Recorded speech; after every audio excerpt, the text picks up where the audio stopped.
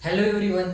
आज हम live stock production and management का लेक्चर शुरू करते हैं। और आज हमने टॉपिक जो लिया है वो काफ़ी इंपॉर्टेंट टॉपिक लिया है एग्जाम पॉइंट ऑफ व्यू से, और वो है ब्रूडिंग मैनेजमेंट। तो ब्रूडिंग मतलब क्या होता है, व्हाट इज ब्रूडिंग मैनेजमेंट, क्यों हमें ब्रूडिंग करना पड़ता है चिक्स के अंदर, और ये क्वेश्चंस जो मैंने राइज किए उसका मैं आपको समझाते हुए, कंसेप्ट क्लियर करते हुए मैं आपको समझाऊंगा। ठीक है, जब मैं बोलूंगा तो आप लिख सकते हो। ठीक है, तो सबसे पहले व्हाई शुड ब्रूडिंग नेसेसरी। देखो ब्रूडिंग होता क्या है एक्चुअली। तो होता ये है, जो चिक्स होते हैं जब वो एग के अंदर होते हैं तो एग के अंदर जो टेम्परेचर होता है वो काफी हॉट होता है। और जैसे हैचिंग होती है, हैचिंग का मतलब क्या होता है, the process of releasing chicks from egg, egg में से चिक्स बाहर निकलना, उसे हम हैचिंग कहते हैं। तो जैसे हैचिंग होती है, चिक्स एग में से बाहर निकलते वो काफी कोल्ड महसूस करते हैं, काफी ठंडा महसूस करते हैं, क्योंकि उनके जो वो एग के अंदर होते हैं वहां पे टेम्परेचर हॉट होता है relatively as compare to the environment. तो उस दरम्यान हमें उन्हें आर्टिफिशियली ब्रूडिंग देना जरूरी होता है, यानी हमें उन्हें प्रॉपर टेम्परेचर देना पड़ता है। कैसे होता है, उनके अंदर जो थर्मोरेगुलेटरी मैकेनिज्म होता है, हमें पता है बर्ड्स हो या मैमल्स हो, इनके अंदर होम्योस्टेसिस होता है, मतलब वो अपनी बॉडी का टेम्परेचर मेंटेन कर पाते हैं। ठीक है, लेकिन चिक्स के अंदर ऐसा कुछ वीक तक होता नहीं है। Up to 2 to 3 week they can not maintain the homeostasis. उनके अंदर थर्मोरेगुलेटरी मैकेनिज्म जो है टेम्परेचर मेंटेन करने का, ये नहीं होता है कुछ वीक के लिए। तो कुछ वीक के लिए हमें उस चिक्स को अगर सर्वाइव रखना है तो हमें उन्हें ब्रूडिंग प्रोवाइड करनी पड़ेगी, मतलब उन्हें हमें टेम्परेचर के अंदर रखना पड़ेगा, प्रॉपर टेम्परेचर के अंदर, ताकि वो कोल्ड शॉक से पीड़ित ना हो। यानी हैचिंग जब होगी वो एग से बाहर निकलेंगे तो वो बहुत ज्यादा कोल्ड महसूस ना करें, इसलिए हम टेम्परेचर प्रोवाइड करते हैं, स्पेसिफिक ऑप्टिमम टेम्परेचर हम प्रोवाइड करते हैं। इसके वजह से ब्रूडिंग नेसेसरी है। क्यों ब्रूडिंग नेसेसरी है?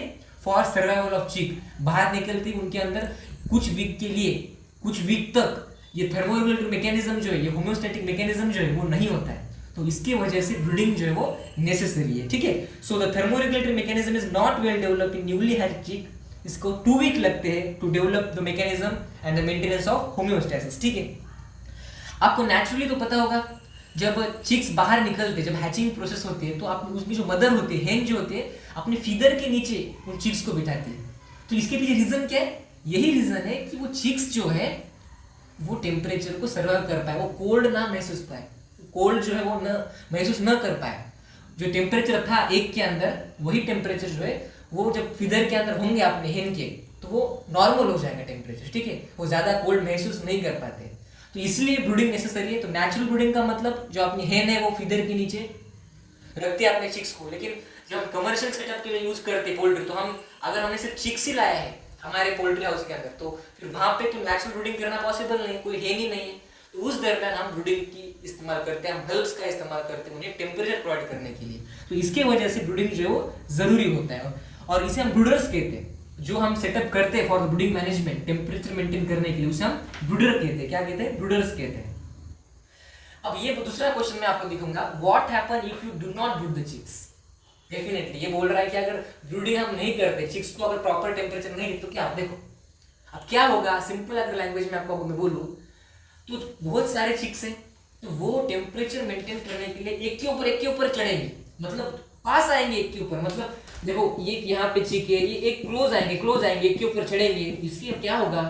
सफोकेशन होगा, ऑक्सीजन स्कैरेसिटी होगी, फूड का माल न्यूट्रिशन होगा, प्रॉपर फूड उनको नहीं मिलेगा, ऑक्सीजन की कमतरता होगी, और इनके कारण उनकी डेथ होगी। मतलब जो चिक्स होंगे ना वो क्या करेंगे, अगर ब्रूडिंग हमने नहीं की, टेम्परेचर हमने टेम्परेचर अगर नहीं प्रोवाइड किया, तो क्लोज आएंगे बहुत ज्यादा टेम्परेचर मेंटेन करने के लिए, वो क्लोज आएंगे, कोल्ड मेंटेन करने के लिए क्लोज आएंगे, और इसका नतीजा ये होगा वो मर जाएंगे due to the starvation, due to the oxygen deficiency. तो इसके वजह से हमें ब्रूड करना जरूरी है, ये ब्रूडिंग करना जो जरूरी है, मैंडेटरी है फॉर चिक। थर्ड क्वेश्चन के माध्यम से मैं आपको ब्रूडिंग मैनेजमेंट पढ़ा रहा हूं, तो ये आप समझ लीजिए। ठीक है, तो आप बोलोगे क्या क्वेश्चन आंसर पढ़ा रहे हैं क्या? नहीं। तो थर्ड क्या है, व्हाई ब्रूडिंग रिड्यूसिबल। देखो जो ब्रूडिंग प्रोसेस है, जहां पे हम टेम्परेचर प्रोवाइड करते हैं ताकि चिक्स जो है जब हैचिंग होती है, जो बाहर निकल, जो ज्यादा कोल्ड ना महसूस करता है। मैंने अभी पहले कहा कि एग के अंदर टेम्परेचर ज्यादा होता है as compare to the environment. तो जैसे ही चिक्स बाहर आते हैं तो बहुत ज्यादा ही कोल्ड महसूस करते तो और इसके कारण उनकी मौत हो सकती है। उनके अंदर एक थर्मोरेगुलेटरी मैकेनिज्म जो होता है टेम्परेचर मेंटेन का, कुछ वीक तक अप टू द 2 वीक ये नहीं आता है, तब तक हमें ये टेक्निक का इस्तेमाल हमें करना पड़ता है।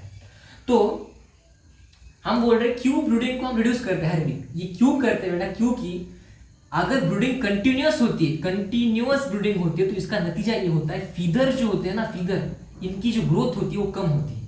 देखो मेन रीजन ब्रूडिंग करने का यही है, न्यूली चिक्स के अंदर फीदर्स डेवलप नहीं होते।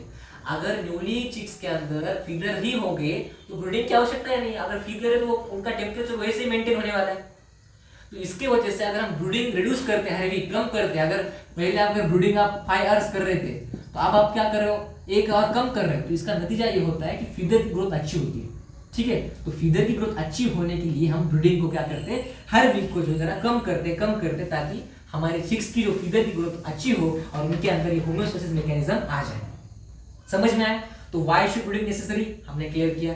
What happen if you do not brood the chick, ये भी हमने क्लियर किया। और why brooding reduce every week, ये भी हमने क्लियर कर दिया। तो अब हम बात करेंगे टाइप्स ऑफ ब्रूडिंग।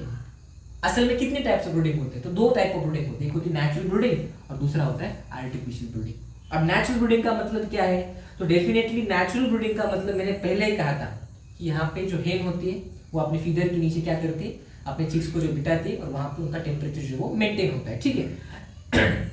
अब आर्टिफिशियल ब्रूडिंग के अंदर हम क्या करते हैं, बल्ब का इस्तेमाल करते हैं, अलग अलग प्रकार गैस का इस्तेमाल करते हैं, कोल का इस्तेमाल करते हैं, तो ये हो जाती है आर्टिफिशियल ब्रूडिंग। क्या हो जाती है, आर्टिफिशियल ब्रूडिंग। रिफ्लेक्टर्स हो गया, ब्रूडर गार्ड हो गया, हीटिंग सोर्स का इस्तेमाल करते हैं, तो ये हो जाती है आपकी आर्टिफिशियल ब्रूडिंग। तो थैंक यू एवरीवन, छोटा सा वीडियो मैंने बनाया है और बहुत ही कंसेप्चुअल वीडियो है, एग्जाम पॉइंट ऑफ व्यू से बहुत ज्यादा इंपॉर्टेंट है ब्रूडिंग मैनेजमेंट। और एक इस क्वेश्चंस के ऊपर ही ट्विस्टेड करके एग्जाम में क्वेश्चंस आ सकते हैं। तो फिर से एक बार थैंक यू, चैनल को लाइक कीजिए, सब्सक्राइब कीजिए और शेयर कीजिए। Thank you.